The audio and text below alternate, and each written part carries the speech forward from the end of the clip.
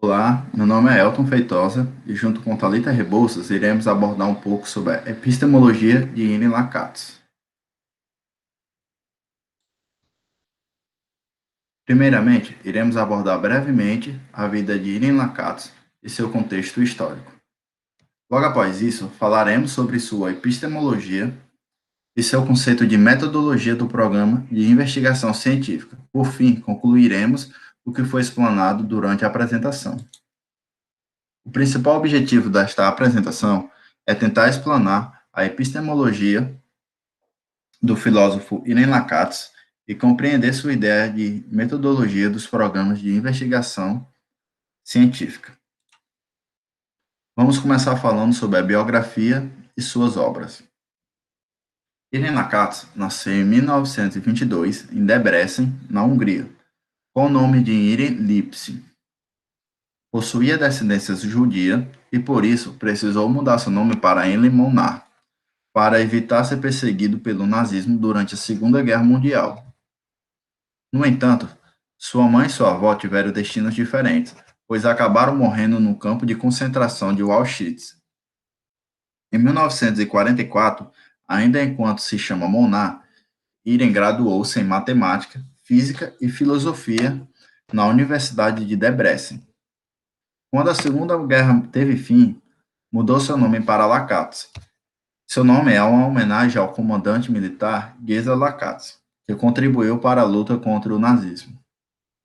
Em 1956, por questões políticas, Lacatz fugiu para a Inglaterra, onde em 1960 foi nomeado para lecionar na London School of Economics, que é a Escola de Economia de Londres.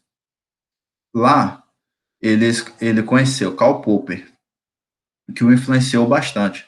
Com isso, Lacatz absorveu muito do racionalismo crítico de Popper e também das críticas que eram direcionadas a essa ideia. No ano seguinte, em 1961, Lacatz se tornou doutor em filosofia pela Universidade de Cambridge. Durante sua vida, realizou diversos estudos acerca do conhecimento científico, mas veio a falecer subitamente em 1974, aos 51 anos, devido a uma hemorragia cerebral. E seus três principais livros só vieram a ser publicados anos depois. Em 1976, 2 anos após a sua morte, foi publicado o livro Provas e Refutações. É uma das obras mais importantes do filósofo húngaro, e seu tema principal é a avaliação do progresso da matemática. O texto é estruturado como uma narrativa ficcional, com o recurso literário de um conjunto de diálogos envolvendo o professor e seus alunos debatendo sobre o teorema de Euler a respeito dos poliedros, provas e contra-exemplos. No ano seguinte, em 1977, foi a vez de metodologia dos programas de investigação científica, o segundo livro dele.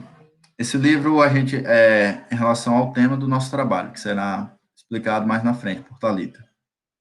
E o outro livro é Matemática, Ciência e Epistemologia. Agora a gente vai falar um pouco sobre a epistemologia de Lacatz. Primeiramente, o que é epistemologia? Epistemologia, em sentido restrito, refere-se ao ramo da filosofia que se ocupa do conhecimento científico. É o estudo crítico dos princípios, das hipóteses e dos resultados das diversas ciências, com a finalidade de determinar seus fundamentos lógicos, seu valor e sua importância objetiva. Assim como a ética se ocupa das questões morais e a política trata do funcionamento da sociedade, a epistemologia se ocupa com o saber. Ela é baseada no estudo do conhecimento. A epistemologia de Lacatz constitui uma das mais importantes reflexões na filosofia da ciência no século XX, interrompida bruscamente com sua morte prematura. Quando Lacatz chegou à Inglaterra e teve contato com a filosofia de Karl Popper, ele absorveu grande parte do seu racionalismo crítico e chegou a dizer: "Minha dívida pessoal com ele é imensa. Mudou minha vida mais que nenhuma outra pessoa. Sua filosofia me ajudou a romper de forma definitiva com a perspectiva hegeliana que eu havia retido durante quase 20 anos. E o que ainda é mais importante, me forneceu um conjunto muito fértil de problemas, um autêntico programa de pesquisa." Bem, essa frase é interessante, que é onde ele fala que forneceu um conjunto muito fértil de problemas, ou seja, Lakatos, ele se baseava muito na questão dos problemas, das críticas, dos erros encontrados por outras pessoas. E como Karl Popper já vinha estudando muito antes dele, as suas teorias tinham diversas críticas, algumas pessoas iam contra elas, e Lakatos gostou muito da questão desses problemas, porque seria onde ele ia pesquisar, ia colocar o seu programa em ação. Então, ele se baseava muito nessa questão dos erros para vir posteriormente com a melhoria, com a solução. Continuando. Mas mesmo considerado fortemente as ideias popperianas, Lakatos também levou a sério as críticas que eles recebiam por parte de Thomas Kuhn e de Paul Fahrenheit, que eram dois estudiosos que iam contra os estudos de Karl Popper. Eles não defendiam a mesma teoria que ele. Assim, a base da epistemologia era essencialmente similar de Popper, a de Lakatos. No entanto, ele fez algumas ressalvas, como, por exemplo, com o falsificacionismo de Popper. Quando acontece uma teoria ser refutada, todo seu estudo é deixado de lado. Para Lakatos, isso não deve acontecer. E veremos mais à frente o porquê. Com isso, Lakatos é muitas vezes chamado de fascionista sofisticado, pois tentou melhorar o falsificacionismo popperiano para superar as objeções que haviam contra ele. Para ele, a observação e a experimentação por si só não são capazes de produzir conhecimento. O falsificacionismo sofisticado exigia que se olhasse para as coisas de diferentes pontos de vista, para propor novas teorias que antecipam fatos novos e para rejeitar teorias suplantadas por outras mais poderosas. Ou seja, ele ia melhorando as teorias. Ele ia pegava os erros e não refutava toda a teoria por causa de um erro, mas sim ele ia introduzindo teorias novas, conhecimentos novos, acerca daqueles já estudados para procurar o aperfeiçoamento, nunca deixando de lado as teorias, mas sempre buscando aprimorar elas para chegar no, no ponto exato que ele queria do estudo. Para Lakatos, o crescimento científico se dá essencialmente através da história da ciência. E tem uma frase dele muito conhecida que é assim: a filosofia da ciência sem a história da ciência é vazia. A história da ciência sem a filosofia da ciência é cega. Explicando um pouco da frase, Lakatos concebe que não há apenas uma, mas duas historiografias da ciência: a historiografia externa e a historiografia interna da ciência. Na primeira, a primazia recai sobre os condicionamentos socioeconômicos e políticos. Na segunda, cai na explicitação da força lógica das teorias científicas ou no dizer de Lakatos, dos programas de pesquisa. Por se apoiar nos aspectos lógicos, somente a segunda poderá possibilitar a reconstrução racional da história da ciência, uma vez que a primeira termina por introduzir elementos irracionais a dar ênfase aos aspectos externos aos programas de pesquisa. Não obstante isso, Lakatos não descarta nem tem a historiografia externa como algo destituído de valor. Pelo contrário, considera que a história real da ciência ganha em aproximação e rigor quando se procura complementar a historiografia interna com a historiografia interna. E com isso, estabelece a posição de que a história da ciência pode ser utilizada para avaliar propostas metodológicas rivais, bem como a filosofia da ciência oferece ao historiador epistemologias, metodologias que lhe permitem reconstruir racionalmente a história interna, complementando-a mediante uma história externa. Em outras palavras, a metodologia de Lakatos é um programa de investigação historiográfica. O historiador que dela se serve deve se localizar no passado, programas rivais e mudança de problemas progressivos e degenerativos. Mas o que seriam metodologias ou programas rivais? Lakatos também defendia que o progresso da ciência se dava através da competição entre programas de pesquisa. Para ele, a história da ciência não é a história de teorias sucessivas, como afirmava Kuhn, mas de teorias concorrentes. Com isso, o paradigma Kuhniano seria um programa de investigação que conseguiu um certo monopólio. Para que o progresso fosse possível, essa situação deveria ser fortemente combatida. E assim Lakatos introduz sua ideia de metodologia dos programas de investigação científica, que para ele seria uma explicação lógica para o fazer tecnológico, interpretando as revoluções científicas como casos de progresso racional. Ou seja, ele desenvolveu essa teoria também para combater com as teorias de Kuhn, Thomas Kuhn, que eram teorias contrárias da dele. E ele desenvolveu o método da metodologia dos programas de investigação científica, em busca de aprimorar também aquilo que Popper já vinha estudando antes. E agora, Thalita vai explanar um pouco sobre como funciona esse método e vai explicar melhor como funcionou todo o desenvolver desse método dele. Oi, boa tarde, eu sou Thalita. E como o Elton falou, eu vou falar um pouquinho sobre a metodologia dos programas de investigação científica. Então, um programa de pesquisa, ele pode ser caracterizado por seu núcleo firme. O que seria uma teoria ou uma conjunção de hipóteses que não podem ser falseadas. Esse é o significado base do núcleo firme. Lakatos explica sua metodologia através do programa de pesquisa de Copérnico, onde seu núcleo firme seria a proposição de que as estrelas constituem um sistema de referência fundamental para a física. E também do programa de Newton, onde seu núcleo firme continha as 3 leis do movimento e a lei da gravitação universal.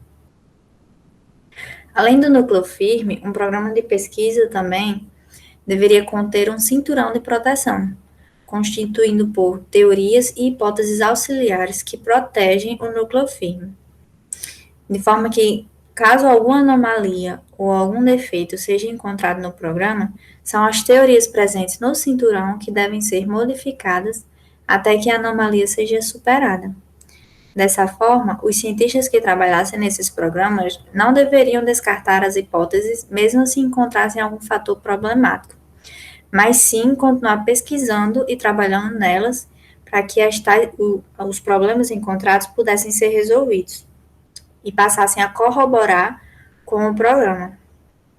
Por exemplo, quando foi observado pelos newtonianos que a órbita prevista para Urano era discordante com as observações astronômicas, eles não consideraram que a mecânica newtoniana estivesse refutada.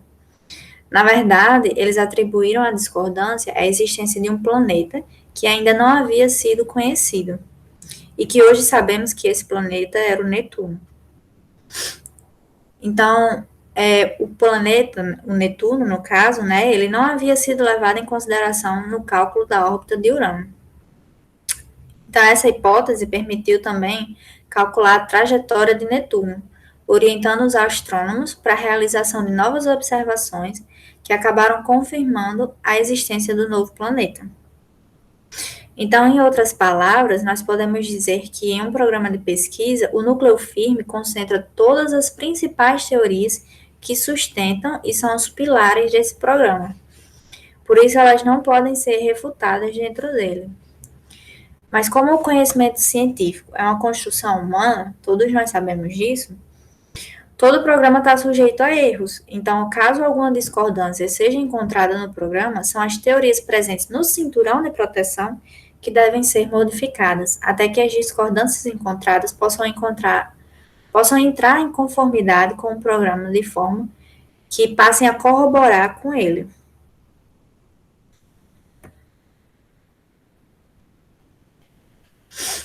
Então, com isso, Lakatos introduz seu conceito de heurística negativa.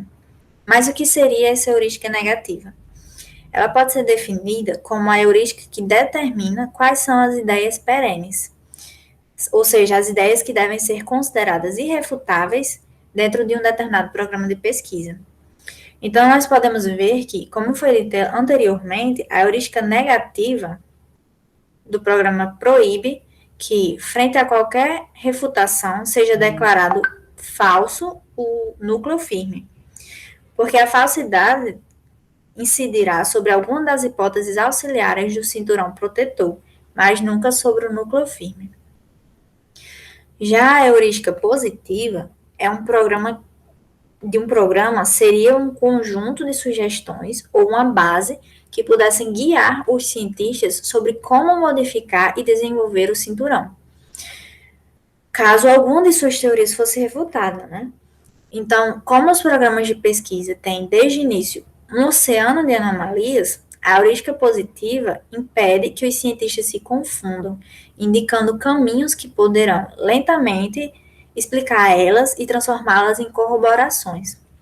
O desenvolvimento do programa inclui uma sucessão de modelos crescentes em complexidade, procurando cada vez mais se aproximar da realidade. E Lakatos afirma, abre aspas, um modelo é um conjunto de condições iniciais, possivelmente junto com algumas teorias observacionais, que se sabe que deve ser substituído durante o ulterior desenvolvimento do programa, e que, inclusive, se sabe como deve ser substituído, em maior ou menor medida. Fecha aspas. Dentro da metodologia de Lakatos, o único momento em que um programa deve ser abandonado, o único momento em que ele pode ser abandonado, é se surgir um outro programa que abrange tudo o que o programa anterior abrangia e mais.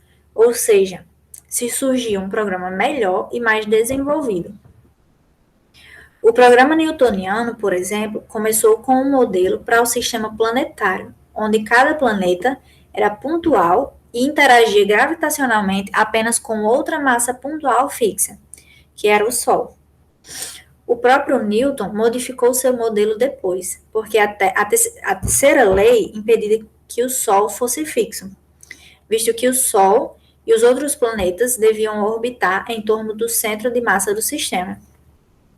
Nesse caso, a modificação não foi necessária em decorrência de uma anomalia, mas sim de uma incompatibilidade teórica do primeiro modelo com as leis do movimento, que seria o núcleo firme do programa de Newton. Em seguida, Newton aperfeiçoou ainda mais seu modelo, tratando o Sol e os planetas como sendo esferas, ao invés de massas pontuais. O próximo passo foi considerar as interações gravitacionais entre os planetas e satélites, chegando assim a uma teoria de perturbações. A partir daí, Newton começou a encarar com mais seriedade os fatos, com o objetivo de cotejar suas predições sobre as órbitas. Muitos deles eram explicados pelo modelo, mas outros não. Passou então a trabalhar com planetas e satélites não esféricos. Dessa forma, o programa newtoniano foi avançando e evoluindo cada vez mais e transformando diversas anomalias em corroborações.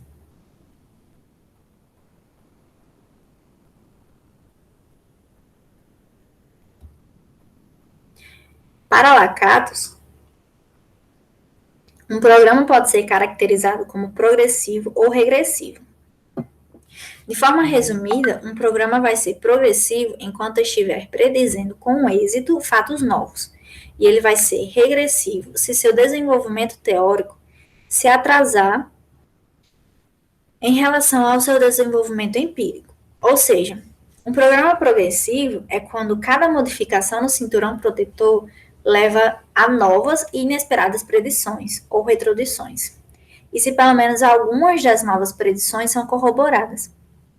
E o programa está regredindo quando os ajustes feitos no cinturão protetor para superar alguma anomalia, né? Os ajustes eles são feitos quando aparece algum defeito, eles apenas explicam os fatos que os motivam, não prevendo nenhum fato novo, ou caso prevendo fatos novos, nenhum é corroborado. A avaliação objetiva do crescimento do conhecimento científico deve ser realizada em termos de mudanças, sejam progressivas ou regressivas, para as séries de teorias científicas dentro de um programa de pesquisa. Assim, Lakatos defende que as revoluções científicas constituem-se de um progresso racional de superação de um programa por outro, diferentemente de Thomas Kuhn, que possuía o conceito de revolução científica como uma questão da psicologia das multidões, e por isso era irracional. Então, Lakatos afirma que essa superação ocorre quando um programa, abre aspas, tem em relação ao seu rival um excedente de conteúdo de verdade, no sentido de que prediz progressivamente tudo o que o seu rival corretamente prediz e algumas coisas adicionais. Fecha aspas. Ele ainda afirma também que, se houver dois programas de pesquisas rivais e um deles progride enquanto o outro degenera, os cientistas tendem a aderir ao programa progressivo.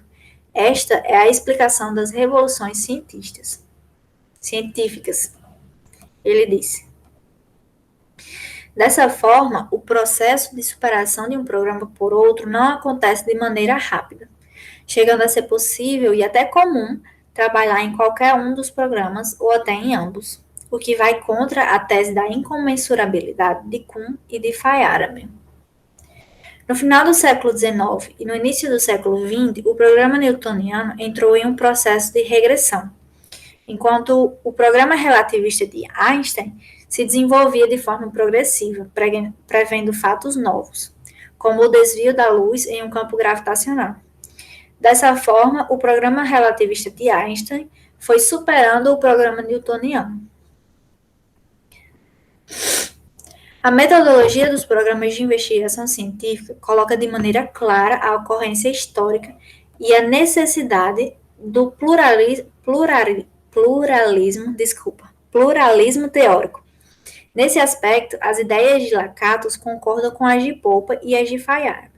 O progresso do conhecimento depende da existência de programas concorrentes.